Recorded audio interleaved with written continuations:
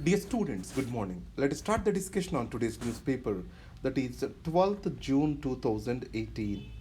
The first article, Story of Two Ceasefires. Here the two ceasefires refers to ceasefire in Jammu and Kashmir, which I am going to call as internal ceasefire, and ceasefire with Pakistan, which we are going to call as external ceasefire. Now, what made the government to make this decision? India wanted to respond the Pakistan with the same language which it understands. It means heavy bombardment, surgical strikes, etc. have become the tactical weapons for Indian policymakers.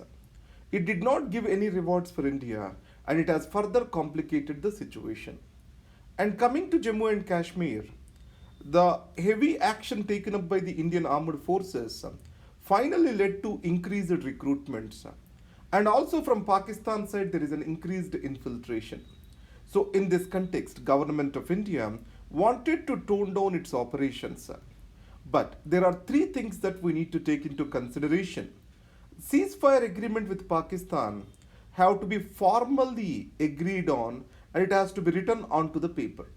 So ceasefire, it is still not on the paper as in the form of an agreement. And second thing, any ceasefire agreement till date has sustained when it was associated with talks. So the government shall take forward the talks with Pakistan. And we are getting positive signals from the Pakistan where the Pak army chief said talks with India are essential. And the third thing, with regard to Kashmir is concerned, Kashmir shall not be seen as political currency by the political parties in India. So, if we remember these three things, ceasefire will be successful.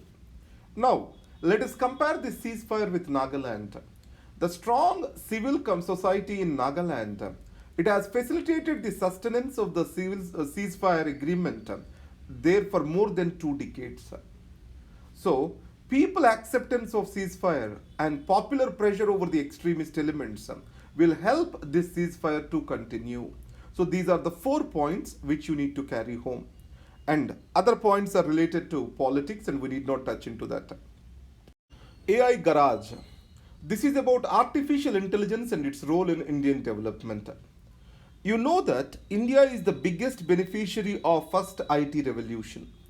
In the second phase, which is by and large driven by artificial intelligence, that is through deep learning, automation, etc., India is lagging behind.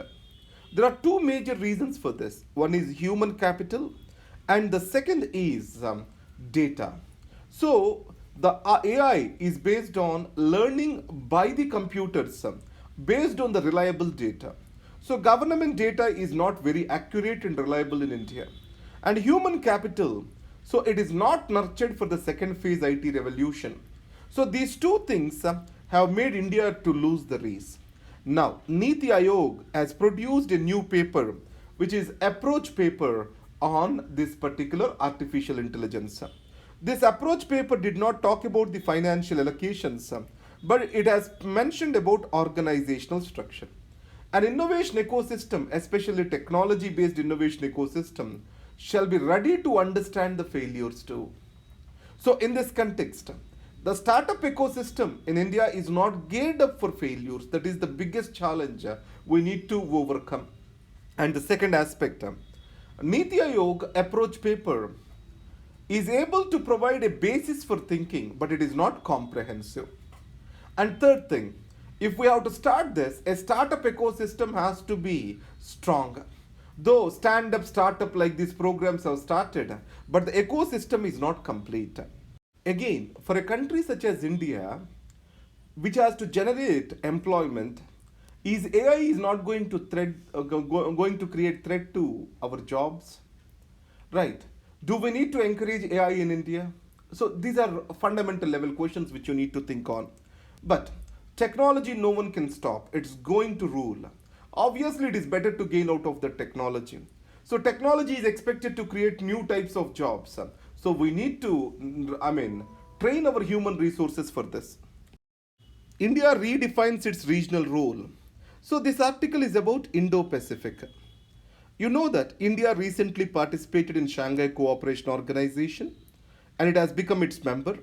And Prime Minister also gave his speech at Shangri-La Dialogue. In this, he has set a new tone which gave a new direction to India's foreign policy.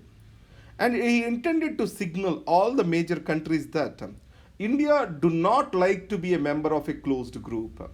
It wants to have an open, inclusive Indo-Pacific rather than Indo-Pacific dominated by one or the other group. And he called strategic autonomy and principle-centric foreign policy.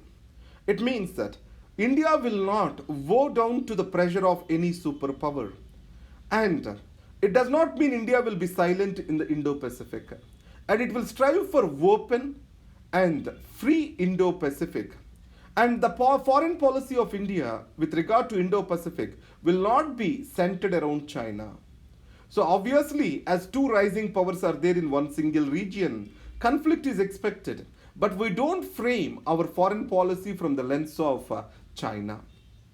And the third thing is, Prime Minister Modi also advised the great powers not to see Indo-Pacific as a theater of contestation for future. So in that way, India calls Indo-Pacific to be a region of peace. And next, whatever the decisions India makes in Indo-Pacific will be purely to its interest and guided by the principles which it believes in. That is what is the emphasis he gave. Next, North Korea and US summit. You know that President Trump and Kim Jong-un of North Korea, these are meeting in Singapore.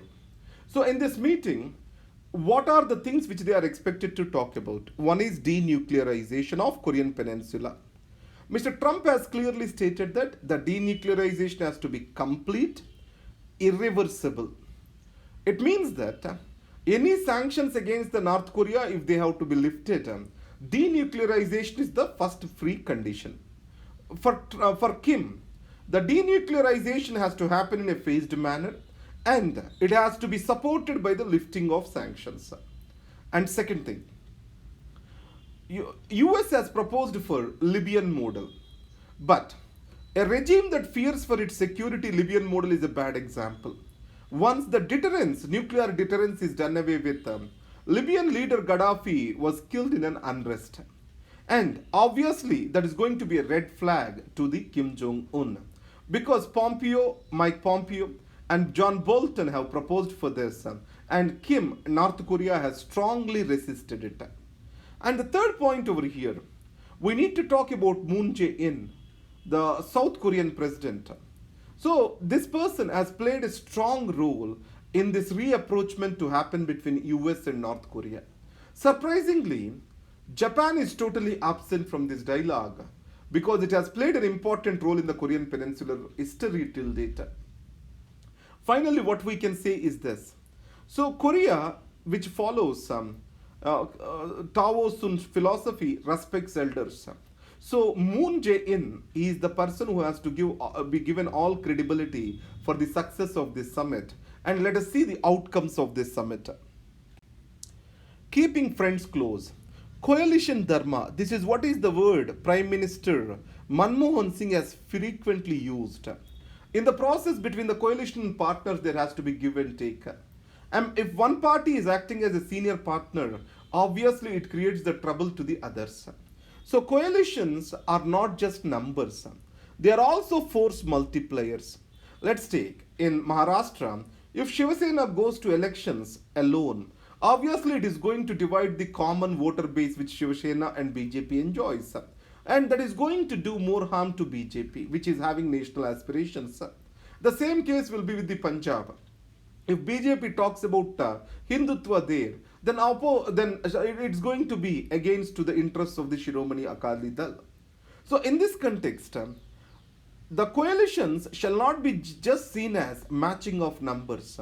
It is 1 plus 1 is more like 11 and which adds synergies. But BJP in its 4 years, it failed to see this scenario because it has got more number of seats and absolute majority in Lok Sabha. That's how this article talks about. PMs Maternity Scheme. The name of the scheme is Pradhana Mantri Matru Vandana Yojana. Under this scheme, 6,000 rupees will be given to the first child. Remember, it is only for first child and first birth. So in this case, this 6,000 rupees, why is it given? It is to reduce maternal mortality, malnutrition, and also compensation for the wage loss. And the scheme did not perform well because the states are not cooperative. Because Telangana, these states have their own maternity benefit schemes. That's why they are not interested to implement that. Because they have to share the expenditure in 60-40 ratio. 60 to the center, 40 to the states. So in this context, this program is stated to be the part of National Food Security Scheme. So obviously this needs to be implemented by the state. That's how center states it as. Economy riding on just one tire. So former Finance Minister Chidambaram states that exports are declining, and then we have this private investment is not picking up, and consumption expenditure is also decreasing, demand is decreasing. So these three tires of our economy are punctured. It is only running on public expenditure. As fiscal deficit is increasing and the concerns of current account deficits are also visible due to rising oil prices, the government has a very little space to maneuver with the public expenditure. So these are going to be the hard times for Indian economy according to Mr. Chidambaram. Remove copters by June end, Maldives. So Maldives, you have this Amin government and Nasheed, who is in exile. So Amin government sees India as a state which is trying to bring back the Nasheed government. He feels insecure. So in this context, when president's rule was imposed in Maldives, India resisted it. And Maldives is trying to show tit for tat for this. It did not participate in military exercises. Now it wants India to remove its helicopters which have been placed on its atolls on the various islands there. Asking collegium to review decision is not a sin.